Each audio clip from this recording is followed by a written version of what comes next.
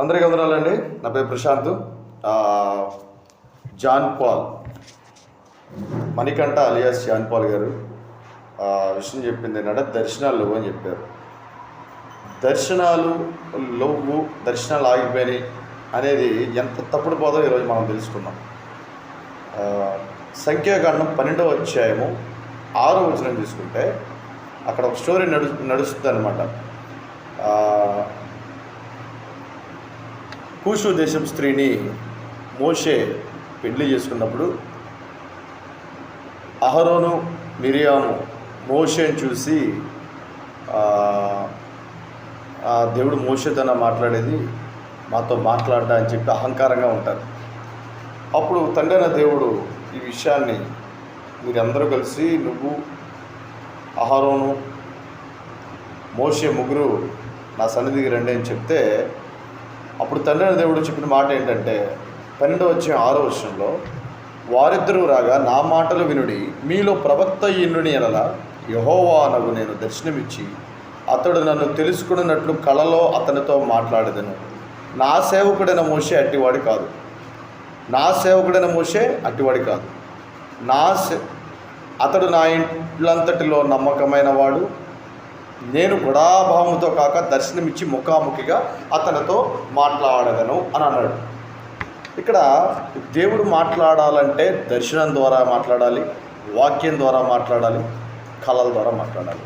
ఈ 3 విషయాల్లోనే ఇప్పుడు దర్శనాలు అంటే దేవుడు మాట్లాడతాం లేదు, దేవుని సత్య మార్గాన్ని వేరొక మార్గంలో నడిపించడమే.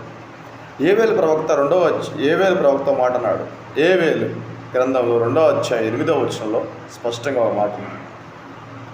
ఆ దినములలో సరే మనం చదువుకున్నట్లయితే ఆ దినములలో కుమారులు కుమార్తెలు ప్రవచించెదరు, వృద్ధులు కలలు గందురు, యవ్వనస్తులు దర్శనములు గందురు అని ఉంది. అది ఎక్కడ కోడ్ చేశాడంటే అపోస్తుల కార్యాలు 2వ అధ్యాయం 16వ వచనంలో కోడ్ చేశారు. అంత్య దినాల్లో దర్శనాలు పొందుతారు, మీ కుమారులు కుమార్తెలు ప్రవచిస్తారు, వృద్ధులు కళలు కంటారు. ఇప్పుడు ఉన్నది ఏ దినాలండి? అంత్య దినాల్లో ఇవన్నీ జరుగుతాయి అని చక్కగా స్పష్టంగా చెప్పారు. అంత్య దినాల్లోనే దర్శన భాగ్యం ఉంటుంది, అంత్య దినాల్లోనే ఈ యవ్వనులు దర్శనాలు పొందుతారు అనే విషయం స్పష్టంగా రాయబడింది. అలాగే అపోస్తుల కార్యాలు 10వ అధ్యాయంలో కూడా పేతురు ఒక దర్శనం వస్తుంది. 4 చెంగులు, అందులో ప్రాకు జీవులు, జంతువులు, పక్షులు అన్నీ కూడా ఆ 4 చెంగుల దుప్పట్లో ఉంటే వీటన్నిటినీ తిను అని చెప్పి పేతురుకి చెప్తే నిషిద్ధమైన వాటిని ఎలా తింటానయ్యా నీకు తెలియదు అని అడుగుతా. అలాగే 3 సార్లు చెప్పంగానే పేతురు ఆ ఇచ్చిన దర్శనాన్ని బట్టి అని అర్థం చేసుకోవాలి. అన్ని జనులకు వెళ్ళారు, అన్ని జనుల దగ్గరికి వెళ్ళి సువార్త ప్రకటించడం వల్ల వారు పరిశుద్ధపరచబడతారు అనే విషయాన్ని తెలుసుకున్నాడు పేతురు. యోహాను గారు యోహాను దర్శనం ద్వారా ప్రకటనల గ్రంథాన్ని రాశారు. ఇక్కడ పాయింట్ ఏంటంటే దర్శనాలు ఆగిపోయినాయి, దర్శనాలు లేవని ఎక్కడా కూడా, దర్శనాలు ఆగిపోయినాయి అని మన బైబిల్ గ్రంథంలో ఎక్కడ కూడా లేదు, ఆగిపోయినాయి అన్న విషయం కూడా ఎక్కడా లేదు. కాబట్టి మనం ప్రవచించేటప్పుడు బోధించేటప్పుడు జాగ్రత్తగా మాట్లాడాలి. జాన్ పాల్ గారు మీరు ఈ యొక్క దర్శనాలు లేవు అని మాట అన్నారంటే దేవుణ్ణి మనిషికి వేరుపరుస్తున్నారు, మనిషిని వేరుపరుస్తున్నారు, దేవుడు మాట్లాడకుండా చేయడానికి మీరు ప్రయత్నం చేస్తున్నారన్న విషయం గమనించుకోండి.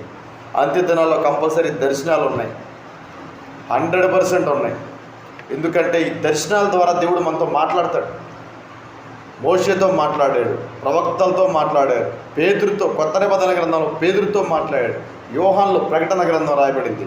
కాబట్టి దర్శనాలు లేవు అనే విషయాన్ని మనం ప్రస్తావించకూడదు. దేవుళ్ళో ఎక్కడ బైబిల్లో ఉన్నది చెప్పాలి, కానీ దర్శనాలు ఆగిపోయినాయి, దర్శనాలు రావని బైబిల్ గ్రంథంలో ఎక్కడా లేదని ఈ విధంగా తెలుసుకున్నాను. కాబట్టి దర్శనాలు లేవు అనడానికి లేదు, బైబిల్ మనం పరీక్షించుకోవాలి, పరిశోధించాలని ఈ వీడియో ద్వారా మీకు తెలియజేస్తున్నాను. అందరికీ వందనాలండి.